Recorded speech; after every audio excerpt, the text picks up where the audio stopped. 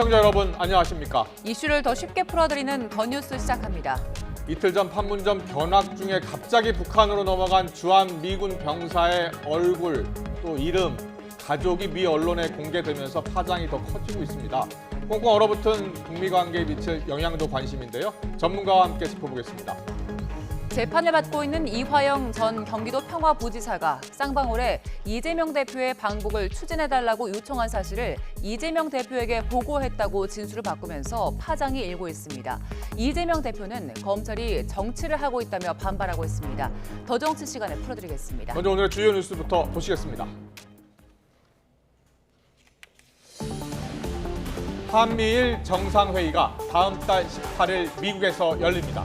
이 자리에선 북핵 미사일 억지력 향상과 반도체 공급망 구축, 인도태평양 지역에서의 공조 방안이 논의될 전망입니다. 14명이 숨진 충북 오송 지하차도 사고와 관련해 합동감식이 진행됐습니다. 경북 예천에서 수색작전 중 해병대원이 숨진 것과 관련해 해병대는 머리 숙여 사과하고 당시 구명조끼를 지급하지 않았던 판단에 대한 조사에 착수했습니다. 이번 장마를 계기로 여당은 포스트 4대강 사업과 물관리 일원화를 주장했습니다. 반면 민주당은 남 탓하지 말라며 피해 지원을 논의하는 TF 구성을 제안했습니다. 서울 시내 초등학교에서 교사가 숨진 채 발견됐습니다. 극단적 선택을 한 걸로 추정되는데 교원단체들을 중심으로 진상규명을 촉구하는 목소리가 커지고 있습니다. 독감 등 국가 예방 접종 사업에 쓰이는 7천억 원 규모의 백신 입찰에서 담합한 백신 제조사와 총판, 구매상 등 32개 업체가 적발됐습니다. 정부는 시정명령과 함께 과징금 409억 원을 부과했습니다. 서울에 올해 첫 폭염경보가 내려진 가운데 폭염특보가 경기와 강원, 경북 내륙으로 점차 확대하고 있어 온열 질환에 대한 주의가 필요합니다. 무더위는 내일까지 이어지겠고 주말부터는 장마 전선의 북상으로 다시 전국에 장맛비가 내리겠습니다. 한미일 정상이 다음 달 18일 미국 워싱턴 인근의 대통령 전용 별장 캠프 데이비드에서 정상회의를 진행할 것으로 알려졌습니다. 북한의 핵 미사일 위협에 대응해 한미일 3국의 협력을 강화하는 방안이 논의될 것으로 보입니다. 조은지 기자의 보도입니다. 두 달 전 히로시마 주요 7개국 G7 정상회의를 계기로 만난 한미일 정상은 무대 위 3분 인사에 만족해야 했습니다. 우크라이나 젤렌스키 대통령의 전격 방문으로 일정이 확 짧아진 겁니다. 이 자리에서 조 바이든 미국 대통령은 워싱턴 DC에서 한미일 3자 회담을 하자고 깜짝 초청장을 보냈습니다. 한미일 안보 협력의 강화에 대해서 그 필요성을 재확인하고 다시 지속적인 논의를 해나가기로 했습니다.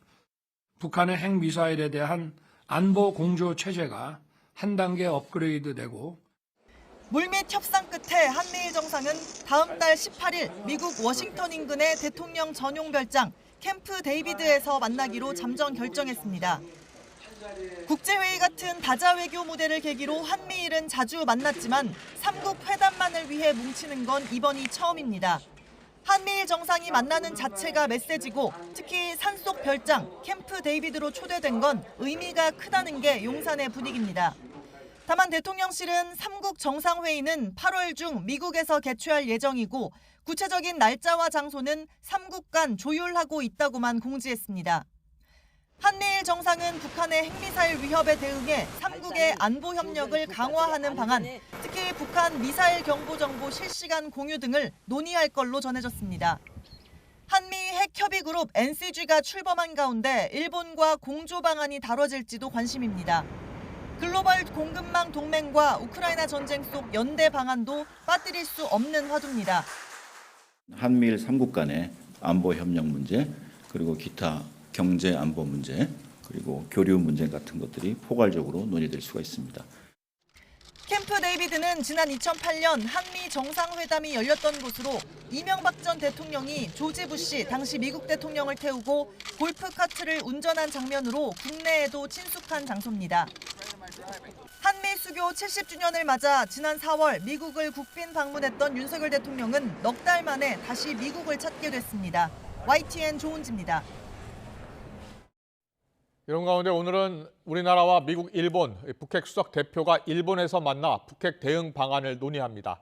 김건 외교부 한반도 평화교섭본부장과 성킴 미국 대북특별대표, 후나코시 다케이로 일본 외무성 아시아 대양주 국장은 나가노현 가로이지와에서 3국 북핵 수석 대표 협의를 진행합니다. 한미일 북핵 수석 대표의 대면 협의는 지난 4월 서울에서 열린 이후 약 석 달 만으로 최근 한반도 정세 평가를 공유하고 대응책을 모색할 계획입니다.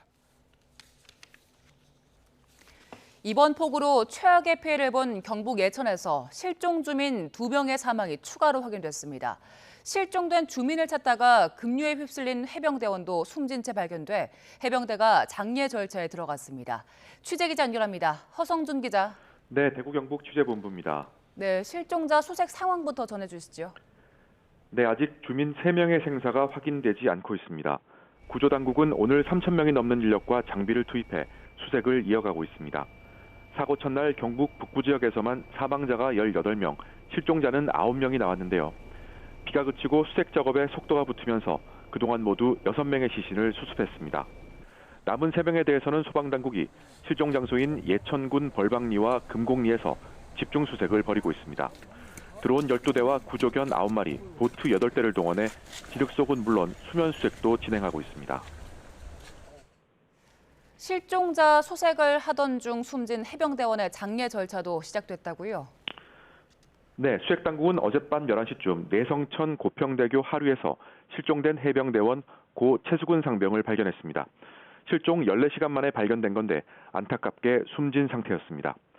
최 상병의 시신은 곧바로 해군 포항병원으로 이송됐습니다. 최 상병은 오늘 일병에서 상병으로 추서됐는데요. 해병대와 유족은 오늘 오후부터 해병대 1사단 김대식 관에 빈소를 마련해 조문을 받고 있습니다. 연결식은 오는 22일 오전 9시 해병대 1사단 도솔관에서 열립니다. 최 상병의 유해는 화장을 거쳐 전북 임실 호구관에 안치될 예정입니다. 앞서 어제 온 최 상병은 예천 내성천에서 실종 주민을 찾다가 급류에 휩쓸려 실종됐습니다. 지금까지 대구 경북 취재본부에서 YTN 허성준입니다. 국민의힘 김기현 대표는 해병대원에 대해 숭고한 헌신과 희생을 숙연하고 정중한 마음으로 기리고 최대한 예우해야 한다며 애도를 표했습니다. 김 대표는 최고위원회의에서 실로 안타까운 마음을 금할 수 없고 오열하는 부모의 절규가 가슴을 먹먹하게 하고 있다며 이같이 말했습니다. 윤재욱 원내대표도 숨진 해병대원의 명복을 빌고 유가족에게 깊은 애도와 위로의 말씀을 드린다며 실종자 수색과 복구에 최선을 다하되 현장에서 철저한 안전대책을 강구해달라고 당부했습니다. 민주당 이재명 대표는 수해로 희생된 분들의 넋을 다 기리기도 전에 수해 복구 작업에 투입된 해병대원이 안타까운 사고를 당했다며 애도를 표했습니다. 이 대표는 SNS 글에서 고인은 장갑차도 1시간을 못 버틴 급류 속에 구명조끼도 입지 않고 작업에 투입됐다고 한다며 또다시 반복된 인재라고 강조했습니다. 이어 왜 기본이 지켜지지 않았는지 도무지 이해할 수 없다며 슬픔에 잠겨있을 유가족과 전우들께 깊은 위로를 전한다고 덧붙였습니다. 14명이 숨진 오송 지하차도 침수 사고 현장에 대한 합동 감식이 시작됐습니다. 충북경찰청은 오늘 오전 10시부터 국립과학수사연구원과 함께 충북 청주시 오송읍 궁평 2 지하차도 내부와 무너진 미호천 제방에 대한 합동 감식을 시작했다고 밝혔습니다. 지하차도 내 배수 펌프와 배수 설비가 제대로 갖춰졌는지 확인하는 한편 3D 스캐너 6대를 동원해서 지하차도와 제방의 현장 상황을 재구성하고 설계도대로 시공됐는지 확인할 방침입니다. 지난 15일 오전 충북 청주시 미호천 임시제방이 무너지면서 쏟아진 물이 근처에 있는 궁평 2 지하차도를 덮쳤고 잠긴 지하차도 내부와 주변에서 모두 14명이 숨진 채 발견됐습니다. 충북 오송 지하차도 참사는 관리 부실과 위임, 재위임 구조 문제로 일어났다며 환경부 장관과 충북도지사 등의 책임을 조사해야 한다는 시민단체의 주장이 나왔습니다. 중대재해 예방과 안전권 실현을 위한 학자 전문가 네트워크는 미호강의 총괄 관리 책임이 청주시장에게 최종 위임됐지만 본래 책임이 있던 환경부 장관과 위임 과정을 거친 충북도지사에게도 여전히 관리 책임이 있었는지를 따져봐야 한다고 주장했습니다. 또 충북도지사는 도로관리 책임자로서 안전 확보 의무가 있지만 궁평 2 지하차도 통행 제한을 하지 않았고 청주시장도 관할구역에서 재난이 생겼을 때 조치해야 할 의무가 있다고 지적했습니다. 김은경 전 환경부 장관이 문재인 정부 4대강 보해체 결정 과정에 부당하게 개입한 것으로 감사원 감사 결과 드러났습니다. 4대강을 반대하는 시민단체 측이 조사위원회에 대거 들어가도록 지시했다는 건데요. 감사원은 보해체를 위한 경제성 분석도 불합리하게 이루어졌다고 밝혔습니다. 취재기자 연결합니다. 이승배 기자. 네, 감사원입니다. 4대강 관련 감사 보고서가 오늘 오후에 공개됐는데요. 문제가 된 4대강보는 어디입니까? 네, 4대강 사업지는 한강과 낙동강, 금강, 영산강 이렇게 네 곳인데요. 이 가운데 이번에 감사원이 조사한 곳은 충청과 전남에 있는 금강과 영산강 유역입니다. 문재인 정부 시절이던 지난 2021년 1월 금강과 영산강에 설치한 5개 보 가운데 3개가 해체 결정이 났습니다. 금강의 세종보와 공주보 그리고 영산강의 죽산보입니다. 나머지 2개, 금강의 백제보와 영산강의 승촌보는 상시 개방하기로 정해졌습니다. 이런 결정은 지난 2018년 11월 환경부 주도로 출범한 4대강 조사평가위원회에서 내렸습니다. 감사원은 위원회를 꾸리는 과정에서 김은경 전 환경부 장관이 부당하게 개입한 사실이 확인됐다고 밝혔습니다. 위원회를 구성할 때 김 전 장관이 4대강 사업을 반대하는 특정 시민단체 의견을 반영하게 환경부 직원들에게 지시했다는 겁니다. 이 위원 선정 전에 관계기관으로부터 추천받은 160여 명 위원 명단을 이 시민단체에 유출했고 시민단체는 4대강 사업에 찬성, 방조한 사람들을 제외해달라고 요청한 것으로 조사됐습니다. 이 감사원은 명단이 담긴 엑셀 파일 이름 옆에 NO라는 뜻의 영문 N을 적어서 표시했다고 설명했습니다. 그 결과 43명 전문위원 가운데 절반이 넘는 25명이 시민단체가 추천한 인사로 선정이 됐고요. 반대했던 인사 41명은 아무도 선정되지 않았다고 감사원은 밝혔습니다. 최종 의결권을 가진 기획위원회 15명 중 환경부 공무원 7명을 뺀 나머지 8명 민관위원 또한 시민단체가 추천한 인사로 채워졌습니다. 그리고 4대강위원회 출범 석 달 만인 이듬해 2월 금강과 영산강 보 3개 해체와 2개 상시 개방이 결정이 됐고요. 2021년 1월 최종 확정이 됐습니다. 다만 감사원은 반대 시민단체가 조사위원회에 많이 포함된 것은 맞지만 이로 인해서 보 해체가 결정됐다고 연결짓기는 어렵다고 밝혔습니다. 그러면서 보 해체 결정 자체를 비난하는 게 아니라 보 해체 결정 과정에서 의사결정 구조가 불합리했다는 점을 지적하는 거라고 설명했습니다. 감사원은 이 보해체를 결정하는 과정에서 실시한 경제성 분석도 불합리하게 이루어졌다고 지적했습니다. 이 국정과제에서 설정된 기한에 얽매여서 2달 안에 처리 방안을 마련하려고 다양한 조건에 대한 검토 없이 무리하게 추진했다는 게 감사원 판단입니다. 하지만 이 과정에서 청와대에 부당한 압박은 없었다고 감사원은 덧붙였습니다. 감사원은 환경부와 함께 다시 자체 경제성 분석을 한 결과도 발표했는데요. 해체 결정이 난 공주보, 죽산보는 해체 경제성이 없다는 결론이 나왔다고 밝혔습니다. 감사원은 김은경 전 환경부 장관과 환경부 직원 2명을 4대강 보 해체 결정 과정에 부적절하게 개입한 혐의로 지난 1월 검찰에 수사 요청했습니다. 또 환경부의 해체 결정이 난 보에 대해 충분한 기초자료에 근거해서 과학적 객관적 분석을 다시 하라면서 사실상 재검토를 통보했습니다. 지금까지 감사원에서 YTN 이승배입니다. 정치권은 신속한 수해 복구와 지원의 필요성을 한 목소리로 강조하고 있습니다. 다만 근본 대책을 놓고는 여야 간 시각차가 뚜렷한데요. 특히 4대강 사업의 홍수 예방 효과를 둘러싼 논란은 재점화되는 분위기입니다. 취재기자 연결합니다. 권남기 기자. 네, 국회입니다. 50명 가까운 인명피해가 발생한 이번 수해 사태를 놓고서 국회에서는 MB정부에서 진행한 4대강 사업 관련 논란이 계속 이어지고 있죠? 네, 그렇습니다. 국민의힘은 4대강 사업을 본류인 큰강에 그치지 말고 지리와 지차원까지 확대하는 포스트 4대강 사업을 내세웠습니다. 지류와 지천 정비도 힘을 쏟아 이번 같은 폭우 피해를 막겠다는 겁니다.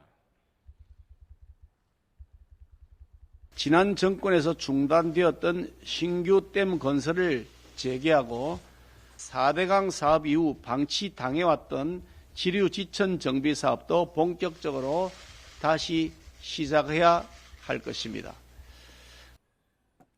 민주당의 수해 복구를 위한 추경 편성 요구엔 그럴 때가 아니라며 재난 관련 예산을 서둘러 집행하는 게 우선이라고 맞섰습니다.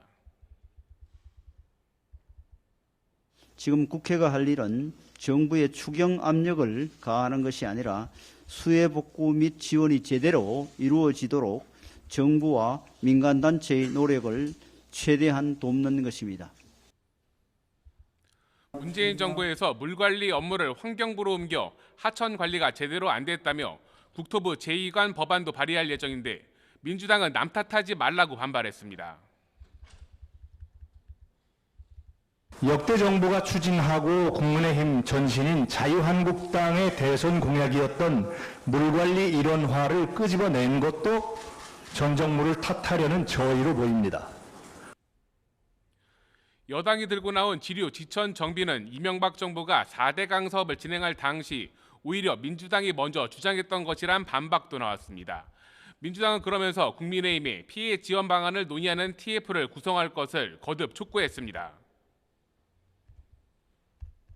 정이 참여하는 게 거북하다면 정을 빼고 여야 TF를 구성할 것을 다시 제안합니다. 재발 방지 대책을 마련하는 일에 함께 발벗고 나설 것을 거듭 요구합니다.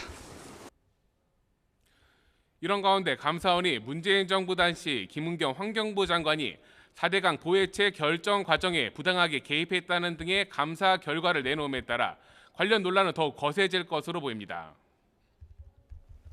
오늘 국민의힘은 홍준표 대구시장의 징계 절차를 시작할지 여부 논의하고요. 국회 윤리특위 자문위는 김남국 의원의 징계 수위를 결정한다고요?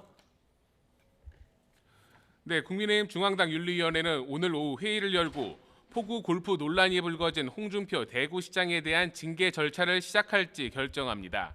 앞서 윤리위가 직권으로 징계 논의를 시작한 만큼 절차에 돌입할 가능성이 크다는 전망이 나옵니다. 국민의힘 윤리위는 이와 함께 불법 정치자금 수수 혐의를 받는 김연아 전 의원 등에 대한 징계 개시 여부도 논의합니다. 이런 가운데 국회 윤리특위 윤리심사 자문위는 거액의 가상자산 논란으로 더불어민주당을 탈당한 김남국 의원에 대한 징계안 수위를 오늘 오후 결정합니다. 이후 김남국 의원 징계안은 윤리특위 전체 회의를 거쳐 본회의 최종 표결로 확정됩니다. 지금까지 국회에서 전해드렸습니다.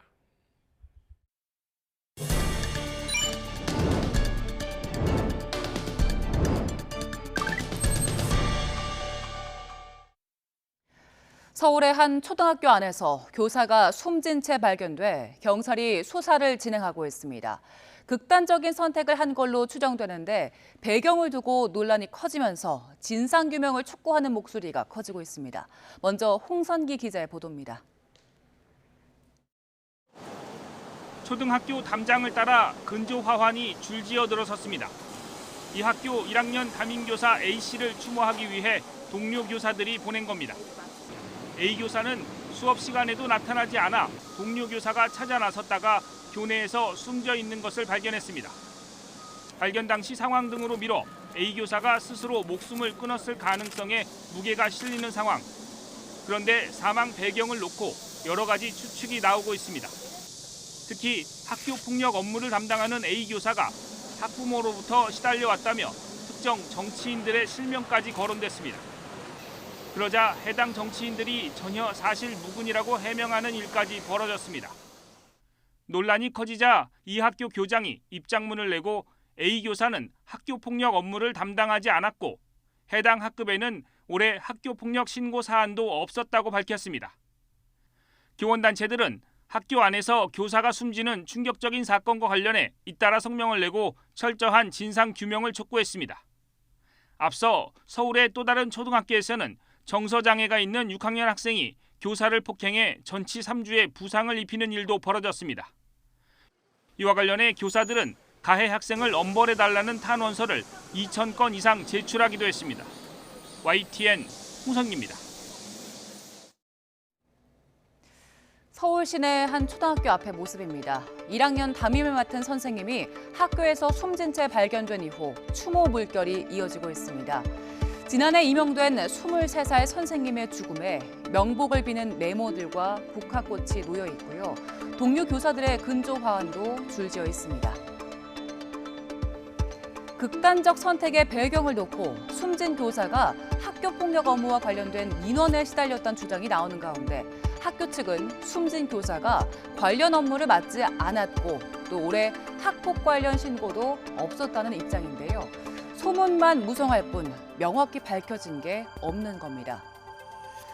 동료 교사들은 프로필 사진으로 애도를 표하기도 했는데요. 꽃다운 나이에 세상을 떠난 선생님께 마음 깊이 애도를 표합니다라는 문구와 함께 검은 리본이 보입니다.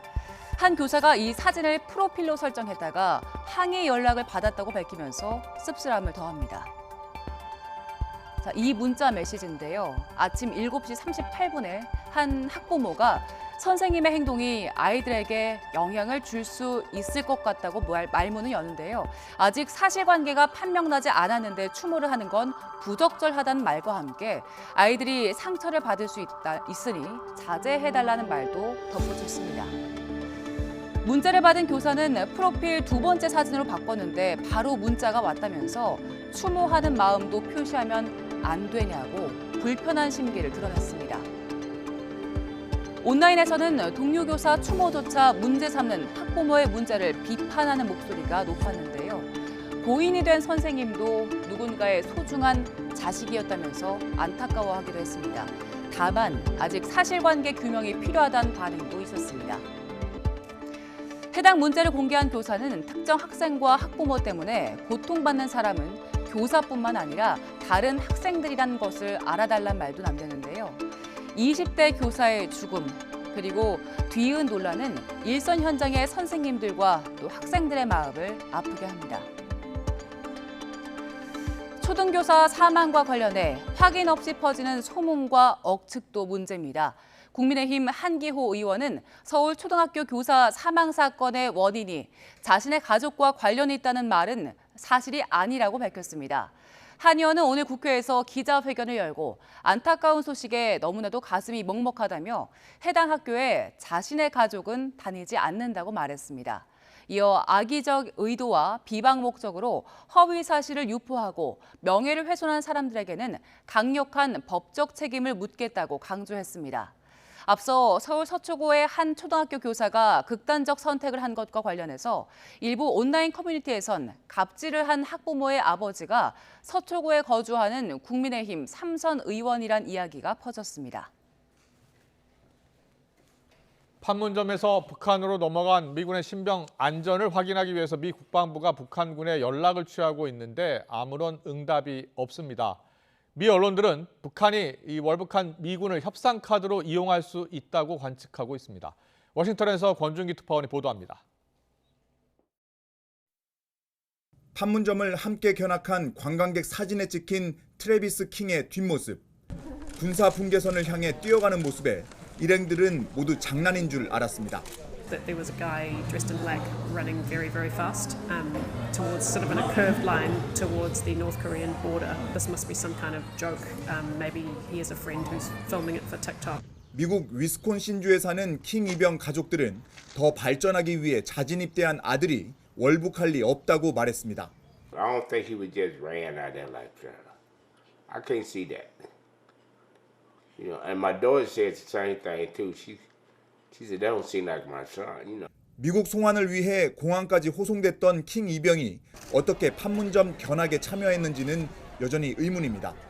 미국 언론은 호송 인력이 따라갈 수 없는 공항 세관에서 도망친 것 같다고 전했습니다. 킹 이병의 북한에서의 신병 안전은 아직 확인되지 않았습니다. 북한 인민군은 미 국방부 호출에 아무런 응답도 없는 상태입니다. Pentagon reached out to counterparts in the Korean People's Army. My understanding is that those communications have not yet been answered. 자발적으로 월북한 킹이 송환을 원하겠느냐는 질문에 백악관은 가정적으로 답하지 않겠다며 안전한 귀환을 위해 최선을 다하겠다고 밝혔습니다. I'm just not going to get into hypotheticals from here.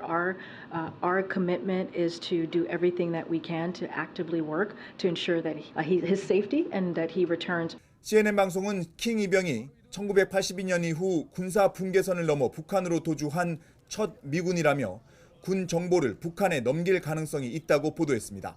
또 북한 입장에서는 킹 이병이 최고의 협상 카드가 될 수 있다며 선전 목적으로 이용할 수도 있다고 관측했습니다. 워싱턴에서 YTN 권윤규입니다. 중국 내 전문가들은 이번 사건이 북한과 미국이 소통을 재개하는 기회가 될 수도 있고 동시에 관계를 더욱 악화시키는 계기가 될 수도 있다고 전망했습니다.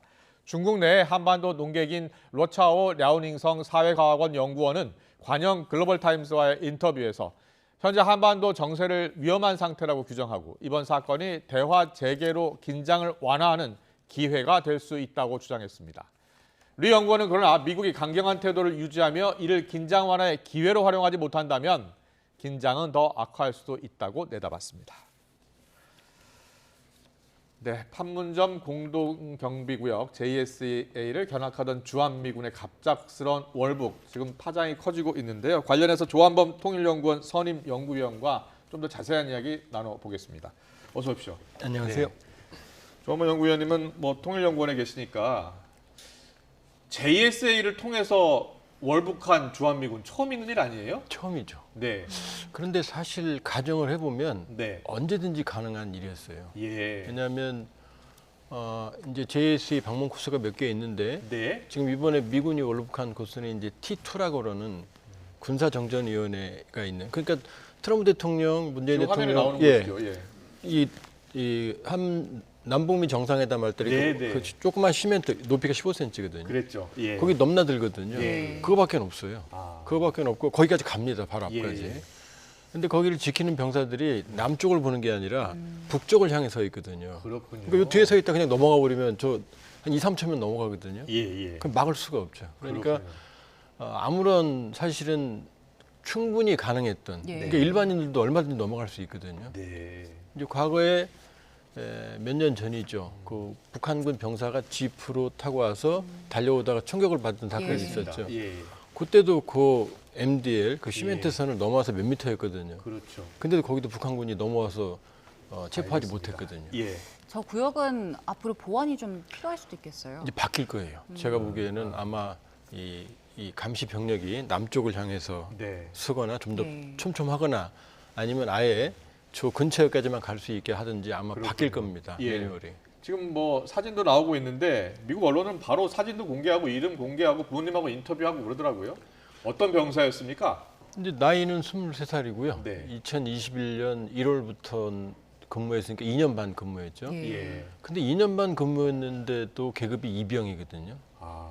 그럼 승진을 했어야 되거든요. 사고를 많이 쳤다면서요? 그러니까요. 예. 그러니까 여러 가지 부적응 내지는 아마 문제의 소지가 있던 병사였던 것 같고요. 어떤 사건들을 저질렀습니까? 이번의 경우에는 이제 그 주차되어 있는 차량에 이제 손상을 가했던 것 같고요. 예. 그래서 대략 한 달 반 가량을 우리 저 구금이 돼 있었고 그 상태에서 이제 풀려났고 나서 본국으로 강제 송환되는 과정 중에 있다가 이제 공항에서 빠져나온 거라고 지금 보여지는데 이해가 안 되는 부분들이 있어요. 네. 강제 송환됐으면 비행기에 탑승하는 것까지 확인해야 되거든요. 예. 근데 거기에서 나왔다는 얘기죠. 여건이 없다고 그랬다면서요? 그러니까 이 입국장까지 들여보냈다면 나올 수 없거든요. 나올 때는 특정한 절차가 있는데 말 한마디로 못 나오거든요. 그러니까 입국장 안에서 나왔는지 아니면은 입국장까지 지금 미군 측에서는 이제 그 인계했다고 그랬는데 그 전에 이제 나왔는지는 모르겠고요.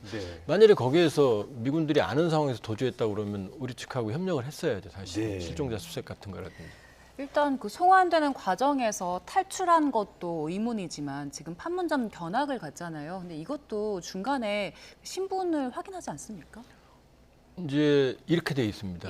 그 DMZ, JSA는 완벽하게 유엔군 사령부가 관리를 하고 있고 우리 군이 권한이 없어요. 그리고 유엔군 사령부에 3일 전에 명단은 3일 전까지는 명단을 제출해야 돼요. 그렇군요. 그리고 예. 명단을 제출하고 나서도 예. 현장에서 신분증이 없으면 못 들어가요. 네. 그러니까 당연히 그 신분증 확인하는 작업이 있었죠. 그럼 여기 유엔사랑 이 미군 지금 사실은 이제 일종의 탈주한 거 아닙니까? 네, 네. 이 정보 체계가 지금 이루어지지 않았다는 거죠. 만일에 통보가 됐다고 그러면은 이게 체크가 됐을 텐데. 여자 부분이 많아요 지금. 그러니까 의외로 예. 관리 감독 감시가 허술했다 이렇게 볼 수 있죠. 알겠습니다. 지금 가장 궁금한 건요. 지금 북한으로 월북한 이 킹 이병, 트래비스 킹 이병은 지금 어디서 무엇을 하고 있을까요? 아마 평양에 있지 않을까 평양에 싶어요. 있을 것이다. 왜냐하면 사안이 중대하기 때문에 아마 현장에서는 이제 초동 조치가 이루어졌을 거고 이 사안은 이제 통전부 사안이니까 통전부, 그다음에 인민군 총정국 총참모부, 그다음에 외무성 이런 쪽들이 합동 신문조를 구성을 할 거예요. 그래서 시간이 좀 걸릴 겁니다. 예, 예. 왜냐하면 조사를 해야 되고 그다음에 이제 정치적 판단을 해야 되거든요. 예. 그러니까 지금 아마 이송돼서 평양에 있을 가능성이 높고 예. 상당히 이제 강도 높은 조사와 자신들이 이제 북한의 입장을 정리하는 시간이 좀 필요하겠죠. 그러니까 며칠 더 걸릴 거예요, 최소한. 예. 일단 미국에서도 지금 이 킹의 소재를 파악하고 있는 상황이고 그러려면 북한 측과 소통을 해야 되잖아요. 이야기를 할 창구가 지금 열려 있습니까? 일단 이제 JSA 유엔군 사령부 관리 지역을 넘어갔잖아요. 여기는 네. 군사정전위원회의 관리 지역입니다. 네. 그럼 이제 군사정전위원회는 이제 한국, 미국 우리 측은 장성들로 구성이 돼 있고 그다음에 북한은 이제 중국인민지원군과 북한군인데 중국인민지원군은 94년에 못 철수했어요. 그리고 북측 군사정전위원회는 북한이 무효화시켰어요. 네. 그래서 개성에 본부를 둔 인민군 판문점 대표부랑 유엔사랑 협상을 하거든요. 네. 그러니까 여기가 아마 대화가 이룰 가능성이 있고 여긴 여기 라인이고 그다음에 미 국무부 차원에서는 이제 뉴욕 라인, 뉴욕 유엔 본부 라인. 그다음에 이제 중국의 협력을 구할 수 있고. 예. 그다음에 이제 스웨덴이 우리 중립국감시위원회 국가이기도 하면서 네네. 북한에 이제 대사관을 두고 있거든요. 그러니까 스웨덴이 항상 이런 송환 같은데 중재를 해왔거든요. 네. 스웨덴이 있고 또 하나는 이제 우리가 가지고 있는 우리 측이 가지고 있는 비공개. 지금 뭐 통신 연락선이 다 끊어져 있지만 그렇다고 비공개된 접촉선이 완벽하게 끊어지기는 쉽지 않거든요. 예. 그러니까 이런 선들이 가동이 되고 있을 수 있고 이제 외부 국가로는 이제 중국이 유력하죠. 중국의 이제 베이징 북한 대사관이 거점이니까 예. 중국을 경유해서 이제 접촉을 하고 있겠죠. 아마 미국으로서는 자국민 안전을 가장 우선적인 이 외교의 그 기조로 정하고 있기 때문에 네. 아마 전방위적으로 지금 접촉을 하고 있을 거예요. 그렇군요. 어떻게 예상하십니까? 북한이 이 트래비스 킹을 이제 조사를 하고 트래비스 킹의 의사를 상당히 존중을 해주겠죠. 어떻게 활용할 것으로 보세요? 북한도 쉽지 않을 거예요. 왜냐하면 일단 오토 원별씨 사망한 자신들이 강제 구금하고 있던 오토 원별씨가 사망했잖아요. 네. 이 부담이 있죠, 후유증이. 두 번째는 범죄의 소지가 있는 인물이거든요. 예. 정치적 망명으로 포장하기 어려운. 그다음에 최근에 몇 차례 이제 우리 국민이죠. 우리 국민이 자진 월북한 사례에서 모두 소환했어요. 그리고 이제 냉전 체제처럼 활용 가치가 크지 않거든요. 그렇군요. 왜냐하면 지금 상황에서 지금 저런 임무를 들이고 뭐 자국 내에서 선전을 한다고 해도 뭐 북한 일반 주민들이 거기에 대해서 호응할 가능성은 높지 않거든요. 그러니까 데리고 있는 거는 사실은 크게 실익이 별로 없어요. 제가 보기에는. 그렇군요. 오히려 그 카드를 활용하는 쪽이 유리하지 네. 계속 억류하는 거는 사실은 본인들의 국제적인 이미지도 별로 좋은 상황은 아니에요. 카드 활용이요? 어떤 카드로 활용할 것 같아요? 그러니까 사실 제가 보기에는 울고 싶은데 뺨 때려준 격이라고 볼 수 있어요. 왜냐하면 지금 북한이 고강도로 도발하는 것 같지만 작년에 10월부터 12월에 무인기 침투까지 아주 집중적인 도발을 했거든요. 네. 수백 대 항공기, 뭐 속초 앞바다에 미사일 발사, 그다음에 거의 매일이다시 도발했는데 금년은 그렇지 않거든요. 뜸하거든요. 도발 피로감입니다. 보일 것도 별로 없고요, 이제. 그럼 이런 상황에서 사실은 우리한테는 아주 강한 비난을 하지만 대미담화는 톤이 낮아요. 지금 그렇습니까? 예, 상당히 톤이 낮은 편입니다. 그러니까 북한도 자신들이 명분과 실리가 보장이 되면은 대화가 필요한 상황이거든요. 네. 근데 미국은 먼저 양보는 없다는 입장이거든요. 근데 이 문제는 이 비핵화 문제, 북미 대립과 관계없이 다른 문제거든요. 그러니까 어차피 만나야 됩니다. 안 만날 수는 없거든요. 그렇군요. 그러니까 일종의 창구가 생기는 거고, 그러니까 이제 일부 전문가들이 중국 전문가들 같은 경우 기회가 될 수 있다라는 게 그렇죠. 어쨌든 이거는 무슨 이유로든 양측이 뭐 자존심이나 체면과 관계없이 만날 수 있는 거거든요. 이제 그러면 이제 창구가 열리는 거죠. 아, 그렇군요. 예. 그럼 북한이 가장 먼저 요구할 것들은 뭐가 있을까요? 그렇다고 해서 이 문제의 소지인 미군 한 명 때문에 미국이 비핵화 협상, 뭐 확장 억제 전략 전개 이런 걸 전략을 바꿀 수는 없어요. 그러지는 않을 거예요. 그렇게 본다 그러면 북한이 이 창구를 활용을 해서 자기들이 이제 원하는 의사들, 본인들이 원하는 건 이미 이 2019년 2월 하노이에서 얘기한 게 있거든요.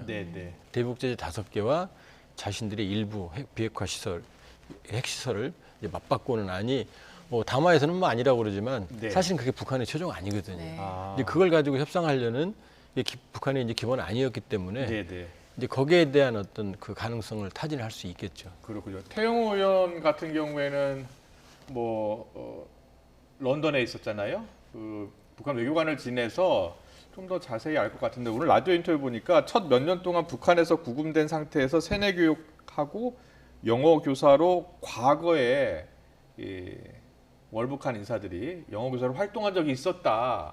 그럴 가능성도 있다라고 하던데요.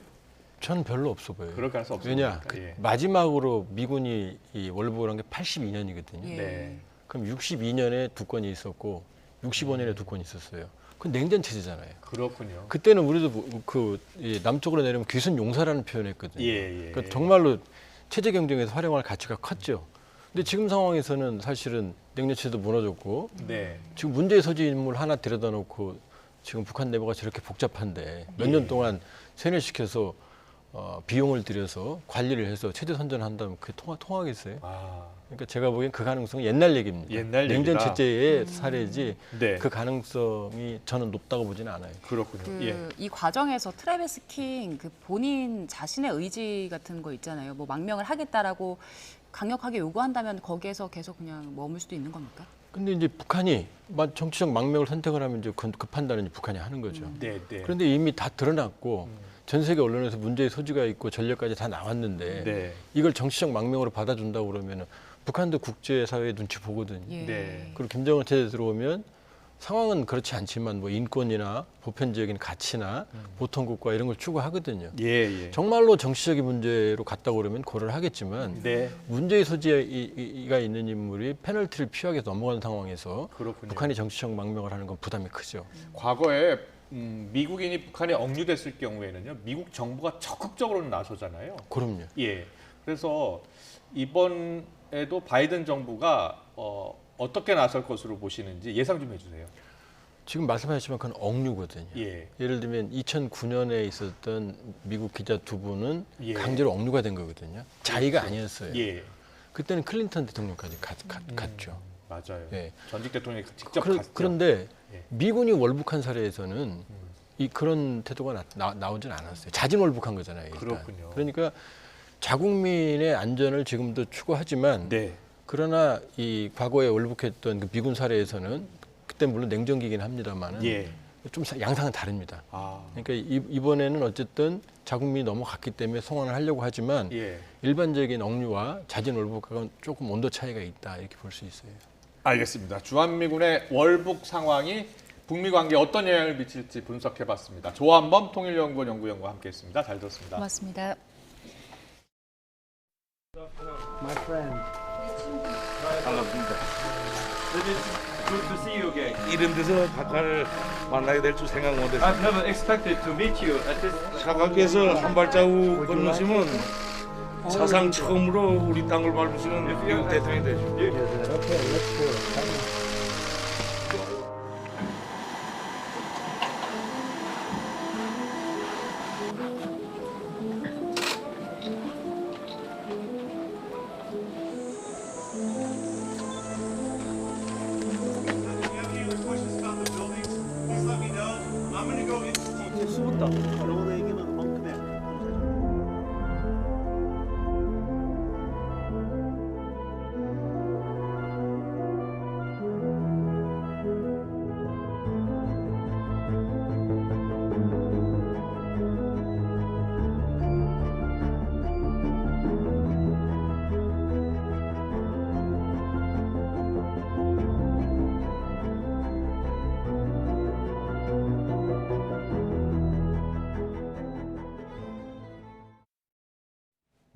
국제 곡물 가격이 다시 치솟고 있습니다.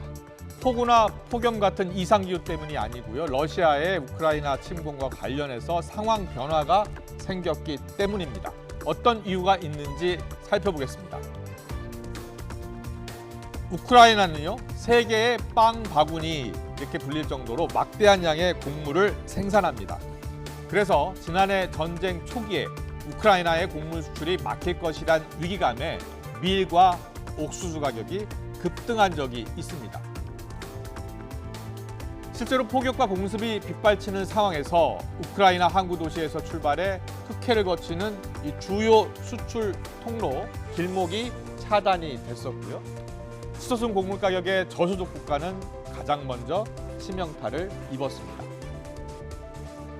그래서 유엔과 튀르키예의 중재하에 타결된 협정이 바로 흑해 곡물 협정입니다. 러시아가 우크라이나의 곡물 수출선의 안전을 보장한다는 내용을 담고 있는데요. 이 협정 덕분에 우크라이나는 그동안 비교적 안정적으로 전 세계에 곡물을 공급할 수 있었습니다. It's important for the world because it will help to prevent a global food crisis. 네, 1년 넘게 전쟁이 이어지는 동안 우여곡절 끝에 3차례 연장된 협정. 그런데 최근 러시아가 사실상 일방적인 종료를 선언했습니다. 우크라이나의 곡물 수출길은 열어주면서 자신들의 농산물과 비료의 수출은 제재를 받고 있다고 주장했습니다. Черноморские договоренности прекратили свое действие сегодня. Как сказал уже ранее президент Российской Федерации, истекает срок 17 июля. 러시아는 이후 실제로 우크라이나의 곡물 항구를 공격을 했고 서방에서는 러시아가 식량을 무기화한다는 비난이 이어지고 있습니다. I mean, the answer is very clear. It decided to weaponize food, and I think this is a huge mistake. 러시아는 이에 굴하지 않고 우크라이나로 향하는 모든 선박을 잠재적인 군사 화물선으로 간주하겠다면서 으름장을 놓고 있습니다. 이 발표 직후 미국 시카고 상품거래소 밀 선물 가격이 하루 만에 9% 급등했습니다. 지난해 2월 러시아의 우크라이나 침공 이후 가장 큰 폭으로 상승한 겁니다. 앞으로도 국제 곡물 가격이 많은 영향을 받을 것이라는 관측이 나오고 있습니다. 이런 가운데 푸틴 러시아 대통령은 러시아에 대한 주요 제재가 풀리는 것을 조건으로 흑해 곡물 협정 복귀 가능성을 열었습니다. 과연 러시아가 다시 협상에 나설까요? 이상순 기자가 보도합니다. 러시아는 지난 18일 흑해 곡물 협정 중단 이후 곧바로 강공을 펼쳤습니다. 수송선에 대한 공격 협박을 되풀이하면서 실제로 항구 도시 오데사에 연이틀 공습을 퍼부었습니다. які були атаковані. Сьогодні зберігалося близько 1 мільйона тонн продовольства. Саме той обсяг, який вже давно мав би бути доставлений в країни-споживачі в Африці, в Азії. 그런데 푸틴 러시아 대통령이 조건부지만 협정 복귀 가능성을 시사했습니다. А главное, реализованы. Именно реализованы все, без исключения, ранее согласованные принципы участия России в этой сделке. 복귀 조건은 러시아 농업은행의 국제은행 결제망 재연결 등 러시아에 대한 주요 제재의 해제입니다. 물론 서방 측의 수용 가능성은 거의 없습니다. That Russia is using food as a weapon of war, not just against the Ukrainian people, but against all the people in the world, especially the most underdeveloped countries who depend on grain from the region. 이런 가운데 바그너 그룹 수장 프리고진은 자신의 공식 텔레그램에 벨라루스에 도착한 용병을 환영하는 동영상을 공개했습니다. Вы сделали для России очень много. Сейчас то, что происходит на фронте, это позор, в котором нам не нужно участвовать. 야간 촬영이라 얼굴이 보이지는 않지만 음성과 외모의 윤곽을 보면 프리고진으로 추정됩니다. 지난달 24일 무장반란 중단 이후 프리고진의 소재가 드러난 건 이번이 처음입니다. YTN 이상순입니다.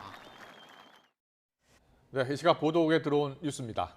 수원지방검찰청은 아이를 혼자 키울 자신이 없다며 자신이 낳은 남자 아기를 숨지게 하고 시신을 유기한 혐의로 20대 미혼모 A씨를 구속 기소했습니다. A씨는 입양을 보내려면 출생 신고를 해야 한다는 사실을 알게 되자 지난 2019년 6월 생후 36일 된 남자 아기를 숨지게 한 뒤 시신을 대전에 있는 하천변 풀숲에 유기한 혐의를 받고 있습니다. 대전지검은 라오스 등 해외에서 15만 명이 동시에 투약할 수 있는 마약 17억 원어치를 밀수한 혐의로 태국인 불법 체류자 40대 A씨 등 6명을 구속 상태로 재판에 넘겼습니다.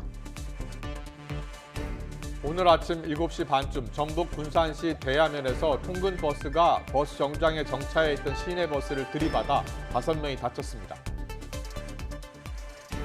지난해 7월 물을 씻던 수세미로 발을 닦는 영상이 퍼져 논란을 빚은 족발집 전 조리장이 2심에서도 1,000만 원의 벌금형을 선고받았습니다.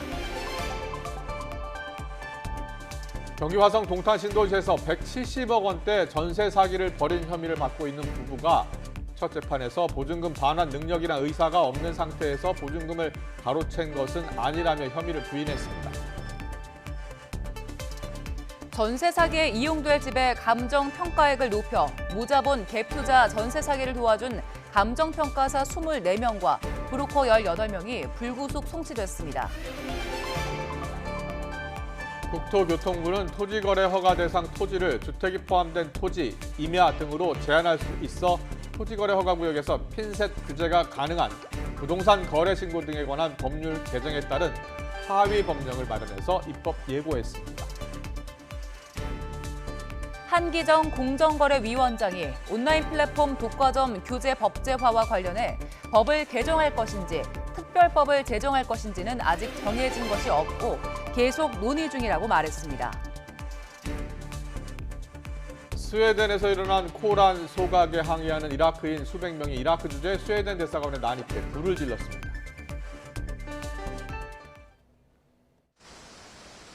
오늘도 습도 높은 무더위가 기승입니다. 잠시만 바깥에 서 있어도 무척 후텁지근한데요. 올해 첫 폭염경보가 내려진 서울은 현재 31.9도까지 올라 있고요. 불쾌지수도 일반인 대부분이 불쾌감을 느끼는 수준입니다. 온열 질환에 걸리지 않도록 건강관리에 신경 써주시기 바랍니다.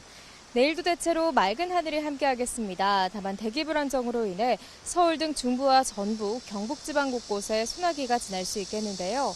비의 양은 5에서 40mm가 되겠고 벼락과 돌풍이 동반되기도 하겠습니다.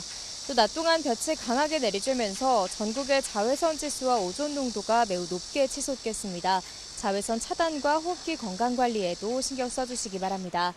내일 아침 기온은 오늘과 비슷하거나 조금 더 높겠습니다. 서울과 광주 24도, 대전과 대구는 23도로 출발하겠고요. 한낮에는 33도 안팎의 무더위가 이어지겠습니다. 내일 서울 낮 기온 33도, 광주와 대구는 32도까지 오르겠고 습도가 높은 탓에 체감하는 더위는 이보다 더 심하겠습니다. 이후 다가오는 주말에는 장마전선이 다시 내륙으로 북상해 전국에 많은 비를 뿌리겠습니다. 특히 이번에는 서울 등 수도권과 강원도를 중심으로 강한 비가 집중되겠고요. 장마는 다음 주 후반까지 길게 이어질 가능성이 있습니다. 피해 없도록 대비 철저히 해주시기 바랍니다. 오늘 저녁까지 대기 불안정으로 인해 강원과 남부 내륙 곳곳에 요란한 소나기가 지날 수 있겠습니다. 이 지역에 계신 분들은 갑작스러운 비에 대비해 작은 우산 하나 챙겨 나오시는 게 좋겠습니다. 지금까지 YTN 윤수빈입니다. 재판을 받고 있는 이화영 전 경기도 평화부지사가 쌍방울에 이재명 대표의 방북을 추진해달라고 요청한 사실을 이 대표에게 보고했다고 진술을 바꾸면서 파장이 일고 있습니다. 이 대표는 검찰이 정치를 하고 있다며 반발하고 있습니다. 잠시 뒤 더 정치 시간에 풀어드리겠습니다.